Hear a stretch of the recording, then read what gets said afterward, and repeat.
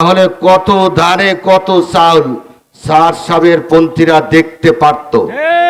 এখন থেকে তারা সাতপন্থী না, এখন থেকে তারা সন্ত্রাসী বাহিনী হিসেবে পরিচিত হবে। আমরা দাবি করতেছি এই সাতপন্থীদের নামে কোনো আখড়া, কোনো মার্কাস, কোনো তাবলীগের নামে কোন মসজিদে কোনো দল ঢুকতে পারবে না। এই যে একটা গ্রুপ, এটা তাবলীগ নামের কোনো পরিচয় দেওয়ার কোনো সুযোগ নাই। 17 ডিসেম্বর টঙ্গী বিশ্ব ইজতেমা মাঠে তাবলীগ জামাতের সাথী ও আলেম ওলামাদের উপর হামলা ও হত্যার প্রতিবাদে শরীয়তপুরে মানববন্ধন অনুষ্ঠিত হয়েছে। 19 ডিসেম্বর বৃহস্পতিবার সকাল 11টায় মোহাম্মদ জহিরুল ইসলামের সঞ্চালনায় জমিয়তে ওলামায়ে ইসলাম শরীয়তপুর জেলা শাখার সভাপতি মোহাম্মদ শফিউল্লাহ খানের সভাপতিত্বে জেলা প্রশাসকের কার্যালয়ের সম্মুখে এই মানববন্ধন অনুষ্ঠিত হয়।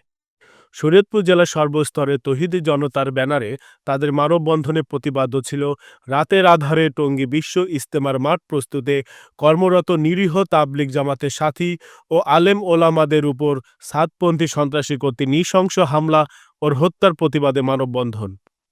আক্রমণ তারা করবে জানতো, তাহলে কত ধারে কত চাউল স্যার সাহেবের পন্থীরা দেখতে পারত। এখন থেকে আর কোনো সার নয়, আর কোনো সার নয়। সুতরাং আগে আমরা তোমাদেরকে বিভিন্ন মসজিদে সমস্যা হইতো আমরা ঠেকাইতাম, এখন তো আর তাবলীগ তোমরা নয়, তোমরা তো সন্ত্রাসী লীগ হয়েছে। এই হত্যাকাণ্ডের মাধ্যমে তাদের মুখোশকে সম্পূর্ণভাবে উন্মোচিত করেছে। এখন থেকে তারা সাতপন্থী না, এখন থেকে তারা সন্ত্রাসী বাহিনী হিসেবে পরিচিত হবে, সন্ত্রাসী বাহিনী হিসেবে বিবেচিত হবে। সুতরাং আমাদের দাবি পরিষ্কার, আমরা বলতে চাই সরকার বাহাদুরের কাছে, সারা দেশে সাতপন্থীদের কোন কার্যক্রম এদেশের জনগণ দেখতে চায় না। 2018 সনের এবং 2024 সনের দুইটি ঘটনা দ্বারা স্পষ্ট প্রমাণিত হয়েছে এই যে একটা গ্রুপ, এটা তাবলীগ নামের কোনো পরিচয় দেওয়ার কোনো সুযোগ নাই।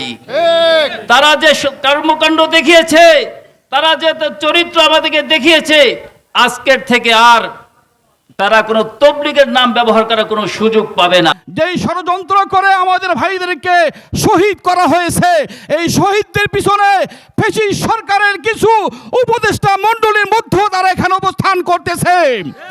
আমি মনে করি 24 ঘন্টার মধ্যে এই কুখ্যাত এই খুনিদেরকে গ্রেফতার যদি না করা হয়, তাহলে এর জবাব এই তত্ত্বাবধায়ক অন্তর্বর্তীকালীন সরকারকে জবাব দিতে হবে।